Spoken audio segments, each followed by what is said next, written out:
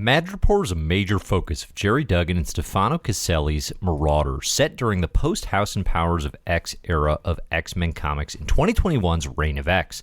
The Marvel hive of scum and villainy serves as the battleground between the anti-mutant former Hellfire Club kids, known as Homines Verendi, and Kate Pryde, Bishop, Pyro, Iceman, and now Callisto's mutant Marauders, formerly including, of course, Storm.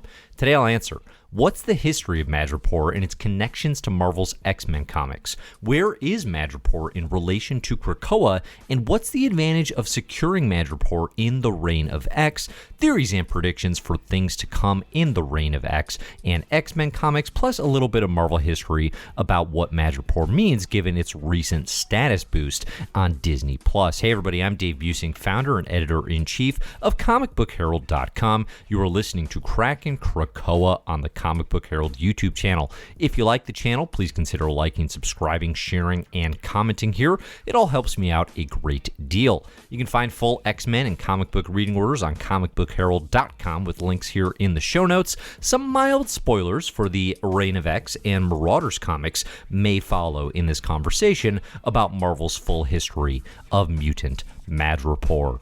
Although Madripoor has recently been introduced to a mutantless Marvel Cinematic Universe in the Falcon and the Winter Soldier, the fictional Marvel Universe locale located near Singapore in real-world geography originates and is predominantly associated with various X-Men comics penned by X-Lord Chris Claremont. As Doug Ramsey puts it in Madripoor's debut in New Mutants number 32, Madripoor is Earth's version of Mos Eisley Spaceport, a modern-day Tortuga, haven of world-class pirates, crooks, and assorted lesser scoundrels. No extradition and government security make this the perfect hideout, where the deadliest of enemies can hang out in absolute comfort and safety without fear of each other or foreign cops. That has held remarkably true through Marvel history. Madripoor is a bit unique in go-to Marvel-specific geography in that it's not directly associated with particular residents, okay? Wakanda has Black Panther, Latveria Doctor Doom, Atlantis, Namor, Adelon, Black Bolt and the Inhumans, Tunnels have Morlocks, but Madripoor's most well-known resident is the recurring tourism of Wolverine, predominantly in his impossible-to-see-through alter ego, Patch. Really, anyone in Marvel can spend time in Madripoor, but certainly its lawless ways and free-for-all government appeals to certain individuals more than others, okay? But Wolverine loves it, which is, of course, the appeal for him, a getaway full of barroom brawls, seedy dealings, and in many ways, some respite from what it means to be known as the mutant Wolverine. Their best there is at what he does becomes the best there is at wearing white suits and eye patches that may or may not actually change eyes depending on who's drawing him. Honestly, it's not even doing that much costume-wise. While Madripoor is introduced in New Mutants, it very quickly becomes Wolvie's home away from home, allowing for his noirish solo stories written by Chris Claremont in the 1988 Wolverine solo with John Buscema and the 10-issue short story in Marvel Comics Presents that same year, where we get a lot of the development of Madripoor's, criminal underbelly, and basically who are the residents, who are the characters, places like the Princess Bar that Wolverine hangs out at and eventually owns, plus, again, the criminal element in these individuals that he meets on the island city. Wolverine's ties to Madripoor have extended to the Wolverine family, too, with both Duggan and Laura Kinney immersed in island stories in the 2000s. In Dark Wolverine, Duggan makes a play to rule Madripoor as part of his plot to get vengeance on his absentee father and, take over the world. OG Duggan was awful, but he did not lack ambition, okay? He was absolutely going for it at all times, especially in that Dark Wolverine series. In All New Wolverine, a more recent story, Laura Kinney is captured by longtime tormentor Kimura and turned back into a deadly weapon to assassinate Madripoor criminal leadership before finally breaking free with the help of various X-Men and, of course, the incredible Gabby, aka Honey Badger, aka Scout, I guess? It's no accident that these moments take place in Madripoor when dealing with Laura's own journey as Marvel's all-new Wolverine, because it is, of course, such a touchstone in the life of the original Wolverine, who during all-new Wolverine, the series that came out, it started, I think, approximately 2016. This is a post-death of original Wolverine story, right, where Laura is becoming the new Marvel Universe Wolverine, a mantle that she holds very, very well. So, indeed, Madripoor and Wolverine are so closely intertwined that one of the, frankly, too many post-Death of Wolverine spin-offs, post-2014 Death of Wolverine maxi series, was known as Mystery in Madripoor. This was a mini. Now, that series is most well-known at this point, and like throughout the Hickman Reign of X and Dawn of X for the final issue developments. Okay, so in Mystery Madripoor number 4, this is a thing I've talked about a lot, talking about Fallen Angels and Excalibur, because that's the issue where the developments for Betsy Braddock revert or change back so that Betsy presents as a white Englishwoman back in her original body. So that got a lot of the attention at the time, but the first 3 issues are very much about kind of the women in Wolverine's life on the X-Men team, and then on the roster, you got Jubilee, Rogue, Storm, for example. I think you got Domino in the mix. They go to Madripoor to sort of figure out, like, where is Wolverine, what's going on, and tap into some of his, old haunts that he left behind, of course, in Madripoor. Now, in the Krakoa era of X-Men, we have, of course, seen Madripoor's presence in Marauders primarily, in the ongoing territorial feud between Homines Verendi and Kate Pryde's crew, with the Marauders seeking to protect the poor in Madripoor's Lowtown. So there's Lowtown, which is, kind of the criminal underbelly, can reside, and then you have Hightown, where all the money goes, right? And Madripoor in Marauders, the mutants here have even built the Myra McTaggart Memorial Hospital in a great moment of dramatic irony, right? Of revealing that they are honoring this human, quote unquote, who they think is human, because again, like, aside from Professor and Magneto right now, we don't know that anyone knows what Myra's deal is, right? Like, we don't know that anyone knows any information about her. It's a pretty fun reveal. It's interesting, too, when you consider a lot of the criticism of Marvel's mutants moving to Krakoa, that a lot of it centers around mutants turning their back on humans, right? That protecting a world that fears and hates them is central to the core ethos of the franchise. And Marauders, the pirate arm of Krakoa, protecting Hellfire Club trade interests for mutant kind, really protecting, their financial arm. When you look back, they're actually quite good at protecting humans, at least when they're in need. Now, we've seen multiple instances of the Marauders working to prevent human trafficking, exploiting refugees, or prevent exploitation of refugees, and to bring it full circle, fight back here against the gentrification that Homines Verendi and company are attempting in Madripoor. Inequality is built very obviously into the structure of Madripoor with Hightown and Lowtown, and Gerry Duggan here, the writer of Madripoor, is utilizing that setup to explore issues of gentrification. It makes a ton of sense. The sinister preteens, of Homines Verendi, and what is scarier than a preteen, I think we can all agree, they care solely about the profits of Hightown, and not at all about the impacted citizens of Lowtown, and because Madripoor's regulations are notoriously for sale to the highest bidder, they can get away with it. Like, Madripoor, there's kind of a misnomer that, like, there's literally no government, or that there's like no security forces. They're just for sale, right? They're just totally corrupt and can easily be bought, so like the Homines Verendi and company, they would absolutely get away with these attempts to gentrify Madripoor and get all the profit that they want, but for the resistance of the mutant Marauders, who here are very much protecting both humans and mutants alike.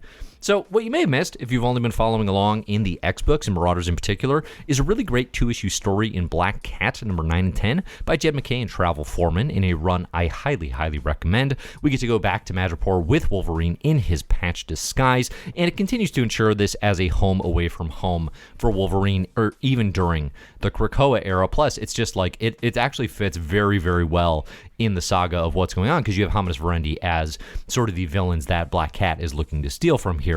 Again, I highly recommend that Black Cat series, and it's a great like 2-issue extension outside of the X books for those of you who are looking for all the ways that the Krakoa era is impacting Marvel at large.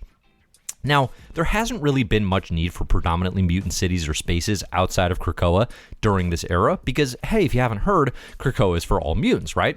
Nonetheless, we do continue to have reminders that not all mutants necessarily want or are able to get to Krakoa, such as Mask's Morlock's posse, Beacon Angel Salvador early in the pages of New Mutants, or whatever's going on in Children of the Atom. And whatever the rationale, it's certainly not an unheard of idea to claim more mutant-friendly territory out there in the sapien world. Just because they don't want to go to Krakoa doesn't mean you necessarily want to say, well, you're on your own, mutants, right? Like, that is not kind of this idea in this era of breaking all the rules and making this Earth not just safe for mutants, but like where they can thrive, where they can really survive into the future, kind of everlasting. And that's exactly what we see in Marauders number 19, with Kate Pryde's Marauders fending off the advances of Homines Verendi and their all-new Reavers, laying waste to the citizens of Lowtown to strike back at mutant meddling in their financial and residential control of the island. Callisto calls in her Morlock associates as muscle, and they beat back the new Reavers to secure Lowtown, and here at the very end of this issue, the most recent issue in Marauders, proclaim it Muty-town. So kind of setting up, seemingly, a Lowtown, Muty-town secure location for the mutants of the Marvel Universe. And again, as I've been saying throughout this history, like Madripoor is, for all intents and purposes, a mutant location, right? It doesn't have necessarily the same history as the likes of Genosha or even the Utopia era X-Men, but it kind of has similar ideas and threads because, again, because of its connections to Wolverine. So where is Madripoor in relation to Krakoa? Well, if you look at the map here, you can see East Pacific, east of Australia, comparatively close to Madripoor, certainly where those trade routes would have a lot of value, I would imagine, okay? So you have Krakoa, where I've got the X-Men logo there, and then you've got Madripoor, that tiny blue dot, again, it's very close to Singapore and in Indonesia, okay? So, what's the advantage of securing Madripoor for the Marauders for X-Men? Well, again, for Hellfire trade. If you think about the ostensible purpose of the Marauders to begin with, it's Emma Frost's, pirate arm to secure exports and imports for the Hellfire Trading Company. Remember, Krakoa does want to get their medicine out in the world. We don't talk about it a ton. I think with the launch of X-Corp, that will start to come up again in more prominent ways. But it is important to have safe havens, to have shipping locations. They are still, even with the portals, right? Even with the Krakoan gateways, they are still sort of stuck in the shipping regularities of the world of humankind. And then too, you don't let Homines Verendi get too comfortable disputing or disrupting Krakoan advances, right? It would not be a good thing to have a city that close to Krakoa that is controlled by a group of preteens that literally are known for creating sentinels to destroy mutants and selling them to the highest bidder, and now creating all new Reavers to kill and maim at will, right? So I think disrupting them is very much in the interest of the Krakoan nation as well. Now, there are some non-mutant personalities tied to Madripoor, namely Viper, aka Madam Hydra, who rules as crime lord here and there, Jessica Drew, aka Spider-Woman, who has taken up PI practice there when Wolverine's 88 solo series kicks off, and primarily Jason Hoan, aka Tiger, who makes Madripoor her own more than any character, really even including Wolverine. Jason's history is a tangle of Claremontian X-Men continuity, but to make a long story somewhat short, the finance professional was kidnapped by the Reavers, the original Reavers, given a partial personality implant by Pretty Boy, one of the original Reavers, who was, maimed and diced up by Wolverine, and ultimately, Jason is saved by Wolverine and the X-Men during the Australian Outback era of Uncanny X-Men. Okay, this is approximately 1988-ish through 1990. Now, rather than force Jason through Lady Roma's Siege Perilous like the Reavers, the X-Men determined Jason can return to her home, although once there, Jason's prominent banking family ties are severed, and ultimately she needs to make her own way in Madripoor, which she does. She starts going by Tiger and becomes the individual, the presence in the criminal underworld, the most stable, basically a kingpin of sorts in Madripoor. Now, from there, Jason and Wolverine's paths cross in Madripoor over and over again, and ultimately she becomes the most consistent crime lord, like I said, with a high percentage of modern stories. Deken's Madripoor takeover, Laura Kinney's Madripoor war with Kimura. These deal with Tiger in a position of Madripower. In many ways, Hoan has the potential, like I said, of an East Asian like Wilson Fisk, with no extra powers aside from her intelligence, her cunning, her knowledge of just the ways criminality works in Madripoor. And in Marvel Handbook terms, she does have an extra exercise regimen, which I highly recommend. But again, you will also run into the likes of Madam Hydra taking over Madripoor, such as the horny as hell Iron Man Director of S.H.I.E.L.D. annual from 2007. And certainly Madripoor is open to more than mutant stories, such as the occasional reveal in a book like, Avengers World number 12 to 14, which decided that Madripoor was located on top of an ancient dragon. Comics can be quite awesome sometimes, which of course then had to be fought, this ancient dragon, with Madripoor City, like it's wearing it like a little hat, like a too small hat, and Shang-Chi had to be loaded up on overachieving pin particles to fight that dragon, and Shang-Chi being being a master of kung fu, of course, socked that dragon one right in the jaw. Madripoor, don't you worry, was not somehow was relatively unharmed as the hat of this ancient dragon. Fun fact about Madripoor. Mostly, though, Madripoor is connected to mutant stories. One interesting, often overlooked wrinkle today is that during X-Men Blue, Magneto and his crew made Madripoor their home base. While I'm personally plenty checked out on the blue and gold era of pre-Hickman comics, this is around like 2017 these comics were coming out, it is interesting to consider in hindsight Magneto's big picture goals on Madripoor in light of what we know about his knowledge of Moira X. I think this is one of the questions that I personally find most interesting, which is sort of the setup of Krakoa. You know, we still don't really have a great sense of like the timing of this, of when Professor X established Krakoa, of when the likes of Magneto knew about it. Were Magneto, Charles, and Moira getting together on Krakoa in the years leading up to House of X #1, right? Like that time frame is definitely an open-ended question, and Magneto taking up residence in Madripoor during this time, could it be connected? Could it be related? Could he have been holding out some like, well, this is fairly close to Krakoa, let's build up some mutant property here? Could that have been a part of it as well? My personal favorite overlooked Madripoor story comes from the Brian Michael Bendis X-Men era, though, when Mystique went to great lengths to take over Madripoor's criminal underbelly and make Madripoor a new kind of mutant safe haven.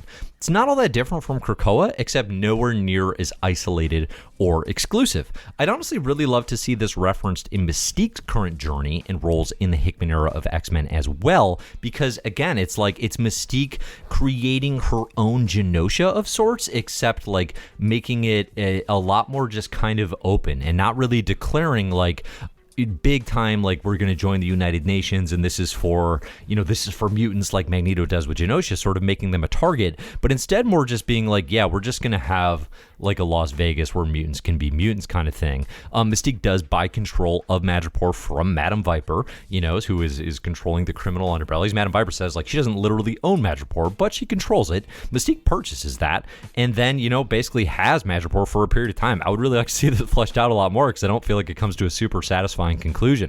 Magneto in particular has a deeply confused reaction to Mystique's mutant Madripoor as well, where he actually really lashes out at Mystique, saying like this isn't Professor X's dream of mutants and humans coexisting. It's not my dream of mutant superiority. What the heck is this? Which is very ironic. That's like a literal quote from an Uncanny X-Men. Again, it's written by Bendis. It's different creative units, so like of course characters are going to present differently. But when you think about kind of the grand tapestry of Magneto continuity, why would he have been so opposed to the idea of Mystique's Madripoor, where mutants could safely live and sort of interact with the world, but he's into the idea of Krakoa? Like they're different, of course. Like there are differences, yes, but they aren't that different. And it's interesting to kind of see like maybe how that progression has gone forth throughout Marvel history. So again, like it's different creative units and all that. Now the Marauders Madripoor War is far from over in the Krakoa era of X-Men, but mutant kind is moving closer to securing Madripoor as a non-Krakoan space for mutants in the world, which has value as well. And we haven't even touched on this yet, but like what if the Arakko mutants, remember them, they're out in the world after Ten of Swords. We've got millions of new mutants from a hell dimension that are living on their own island peacefully. What if they want to go out in the world, right? Like what if they're like, hey, I wonder what it's like outside of the Arakko island.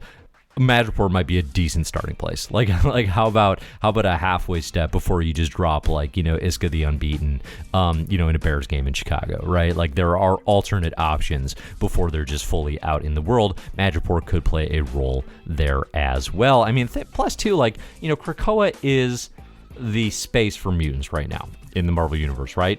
But mutants are not at war with humanity. But if we progress in such a way where mutant kind starts wanting more, they might start wanting more territory, okay? And again, like you have all of these millions of mutants on Arakko. You're trying to make more mutants on Krakoa. Might you eventually need more space, okay? And Madripoor could be sort of a starting place in what that might look like in terms of mutant kind saying, we need more territory, we need more room, this is insufficient. And that's interesting to consider as well, at least to me. So I've got a reading list here of kind of a bunch of the comics that I was referencing and reading and referring to throughout this. If you're interested in sort of digging into the mutant history of Madripoor yourself, you can definitely check out this reading list. Just grab a screenshot here or pause this or whatever and read on through, and that'll give you some of the best stuff and some of the most interesting comics in kind of that where Madripoor has been utilized. There are of course many more than this. This isn't totally comprehensive, but these are a bunch of the ones that stood out to me. Thanks to everybody who supports Comic Book Herald and the YouTube channel on patreon.com/Comic Book Herald. For as little as $1 a month, you can head on over there and support the site, which is super, super appreciated. You get some cool benefits for doing so as well, such as, for example, like all of the Krakin Krakoa episodes that I do on YouTube, I put those in podcast form exclusively via the Patreon. So thank you so much to our mysterious benefactors who get their name shouted out on this screen as well. I'm Dave. You can find my stuff on comicbookherald.com, at Comic Book Herald on social. Look for the best comics ever in my marvelous year podcast for more from me. And of course, like, subscribe, and share here to the YouTube channel to get all of the Krakin Krakoa analysis. Plus, let me know your theories. What is interesting to you about Madripoor? What do you think coming in the Hickman era of X-Men? What do you think they're going to do with Madripoor in the MCU? Which, I kind of referenced, didn't really dig into. Like, is that going to matter? Is that going to tie to mutant kind? Let me know your theories in the comments here. I would love to hear them. Thanks everybody for listening, and as always, enjoy the comics.